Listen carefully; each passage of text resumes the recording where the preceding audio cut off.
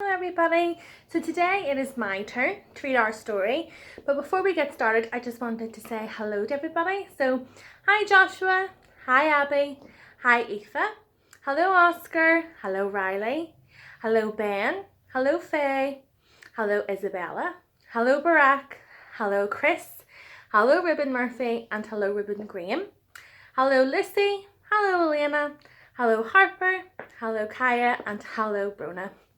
So as it is story time, there's a couple of things that we have to do first.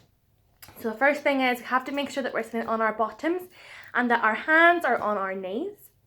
We have to have good listening for our story and good looking at our storybook.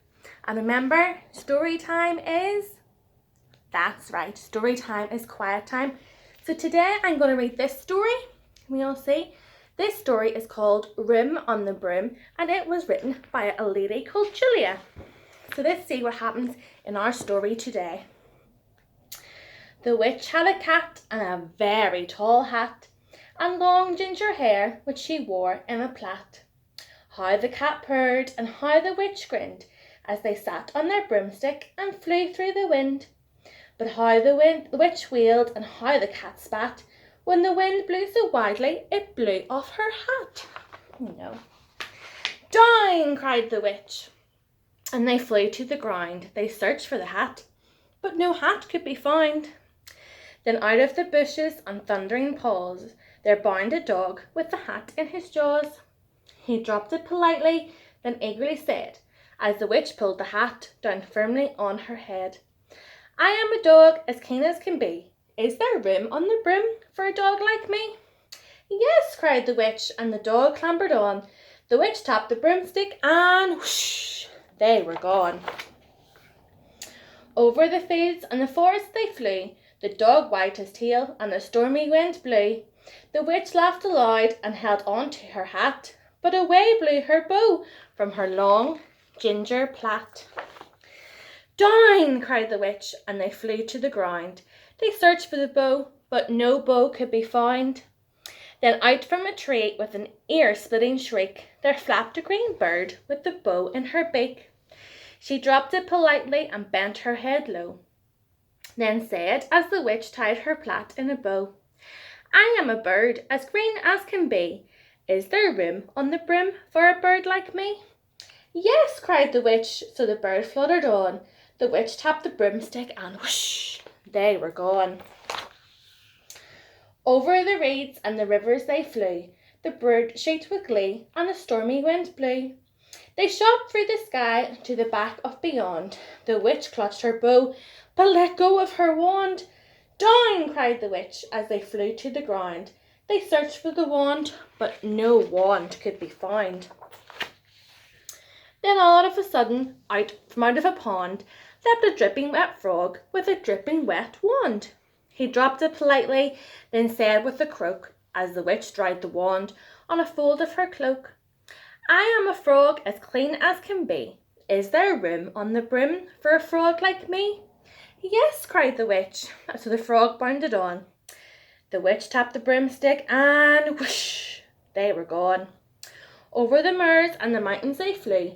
The frog jumped with joy and, oh no, the broom snapped in two. Down fell the cat and the dog and the frog. Down they went tumbling into a bog.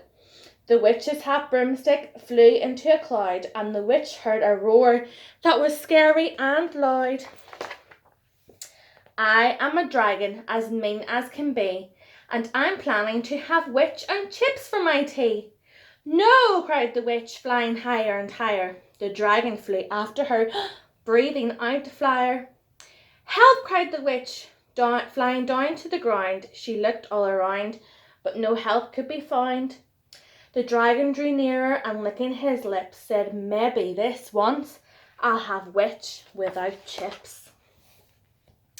But just as he planned to begin on his feast, from out of a ditch rose a horrible beast. It was tall, dark and sticky, and feathered and furred.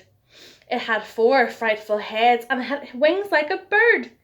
And its terrible voice, when it started to speak, was a yowl and a growl and a croak and a shriek.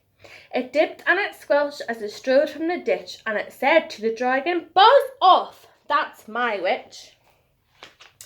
The dragon drew back and he started to shake. "I'm so sorry," he spluttered. "I made a mistake. It's nice to have met you, but now I must fly." And he spread out his wings and was off through the sky. Then down flew the bird and down jumped the frog. Down climbed the cat. "Phew," said the dog. "Oh, thank you," the grateful witch cried. "Without you, I'd be in the dragon's insides." Then she filled up her cauldron and said with a grin, "Find something, everyone, throw something in." So the frog found a lily, the cat found a cone, the bird found a twig, and the dog found a bone. They threw them all in, and the witch stirred them well, and while she was stirring, she muttered a spell. Iggity, ziggity, zaggity, zoom. Then out rose a truly magnificent broom, with seats for the witch and the cat and the dog, a nest for the bird and a shower for the frog. "Yes," cried the witch, and they all clambered on, and the witch tapped the broomstick, and whoosh, they were gone.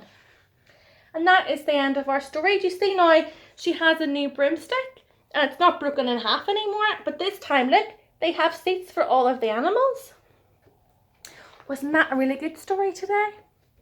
So if we can remember, if we think really, really hard back to the story that I had just read, what was the first item that the witch lost? It is something that goes on your head. Can you remember? When the witch was flying through the sky, the wind came and it knocked off her what? Can we remember? That's right, the witch's hat. Do we see here? So she was flying through the sky and the wind came and it blew off her hat, didn't it? That's right. Another question I'm going to ask you is, can you remember whenever we found the bird and the bird found the witch's bow, which was in its beak, wasn't it? Can we remember what colour the bird was? That is right. The bird was green. Do you see it here? There it is there. And there is the witch's bow. And the witch's bow was yellow with red polka dots on it. That's right. And our last question for our story today, this was a scary question. Can you remember what animal was red and it breathed out fire and it was going to eat the witch? That's right. It was the dragon. And there you can see him breathing out fire. And the dragon wanted to eat the witch with witch and chips. Oh no. Well, that's our story for today. So hopefully we will see you very soon. Bye everybody.